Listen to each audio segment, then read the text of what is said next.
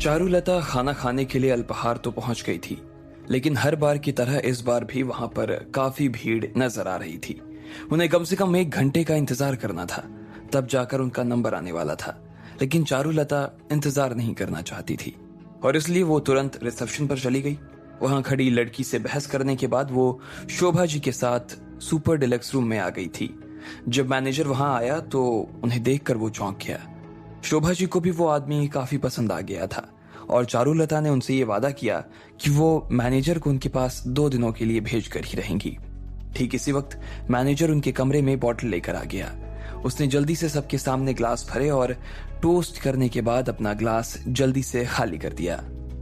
अरे साहब, आप तो काफी जल्दी आपने अपना ग्लास खत्म कर दिया। ये देखिए, आपके सूट के ऊपर जूस की 2 बूंदें गिर गई हैं। आप इधर आओ, मैं साफ कर देती हूँ, चारुलता ने कहा और उसकी ओर जाने लगी। वो मैनेजर के सीने पर बस अपना हाथ रखने ही वाली थी कि तभी अरे नहीं, उसकी कोई जरूरत नहीं है, मैं अपने आप साफ कर लूंगा इसे, आप रहने दें। मैनेजर ने एक कदम पीछे लेते हुए कहा और फिर अपने कपड़ों को साफ करने लगा। अरे क्या बात है, आपने शरबत में कुछ मिलाया है क्या? मुझे तो चक्कर जैसा महसूस हो रहा है। चारुलता ने अपने माथे पर अपना हाथ रखा और मैनेजर के ऊपर ही गिरने लगी। वो मैनेजर की बाहों में गिर जाना चाहती थी, लेकिन मैनेजर जल्दी से एक ओर हट गया, जिसकी वजह से चारुलता टेबल से टकराती टकराती बची थी। वो मैनेजर को घूर कर देखे जा रही थी। उसने काफी जल्दी अपने आप को दूर कर लिया था। इधर मैनेजर ने भी उसे ऐसे देखा जैसे कुछ हुआ ही नहीं था। वो चारुलता की ओर देखकर मुस्कुराने लगा, फिर बाकी लोगों के साथ शरबत पीने लगा। वो सभी औरतें मैनेजर का फायदा उठाने की कोशिश कर रही थीं, लेकिन मैनेजर ने उनमें से एक को भी सफल होने का मौका नहीं दिया। उसने फिर उन लोगों के बारे में कुछ बातें कहीं और वहां से निकल गया।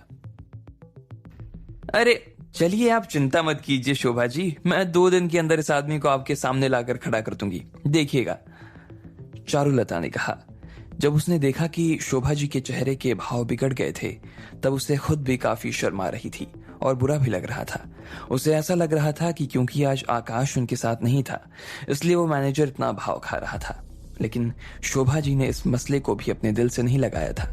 वहां का खाना ही इतना अच्छा था कि वो 2 पल बाद खुद ही सब कुछ भूल गई कि क्या हुआ था। जब उन्होंने पेट भर के खाना खा लिया तो चारुलता शोभा के साथ बाहर निकलने लगी। जब वो लोग मेन हॉल में पहुंचे तो वेटर ने तुरंत उन्हें पीछे से आवाज देकर रोक लिया। मैडम माफ करना, लेकिन अभी तक आपका बिल क्लियर नहीं हुआ है। जाने से पहले एक बार आप प्लीज अपना बिल क्लियर करवा दीजिए। वेटर चारुलता के पास आकर बड़े ही प्यार से बोला। बिल का नाम सुनते ही चारुलता का चेहरा काला पड़ गया। वो शोभा जी के सामने खड़ी थी और वो वेटर शोभा जी के सामने उससे बिल की बात कर रहा था। तुम यहाँ पर नए आए हो क्या? तुम्हें क्या लगता है यहाँ पर मेरे पैसे लगते हैं? मैं अभी जाकर तुम्हारे मैनेजर से बात करके आती हूँ, चारुलता ने कहा। उसके हिसाब से उसने जो भी कहा था उसमें कुछ गलत भी नहीं था, इसलिए उसने किसी तरह की चिंता करने की उसे जरूरत नहीं थी। जिस तरह से उसने वेटर से बात की थी, उसे सुनकर वेटर एक बार के लिए डर गया था। लेकिन ठीक किसी वक्त मैनेजर खुद वहां आकर खड़ा हो गया और वो चारुलता की ओर शांति से देखा जा रहा था। मैनेजर का मन तो यही कर रहा था कि वो खींच कर चारुलता को एक थप्पड़ लगा दे। वो उसे बता देना चाहता था कि उसकी जुबान का स्वाद बाकियों के कानों में कैसा लगता है।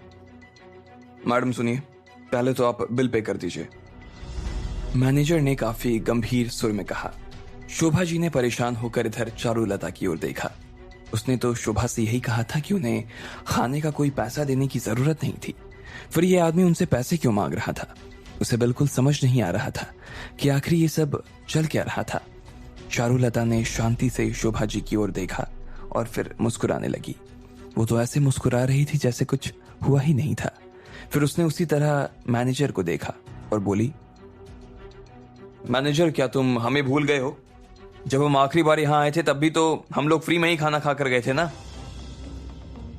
हाँ गए थे, लेकिन उस दिन आपके खाने का और डाइनिंग का बिल नहीं देने का एक रीजन था। मैडम, आप मेरा वक्त बर्बाद मत कीजिए और जल्दी से जल्दी बिल पे कर दीजिए, मैनेजर ने चारुलता की ओर देखते हुए कहा।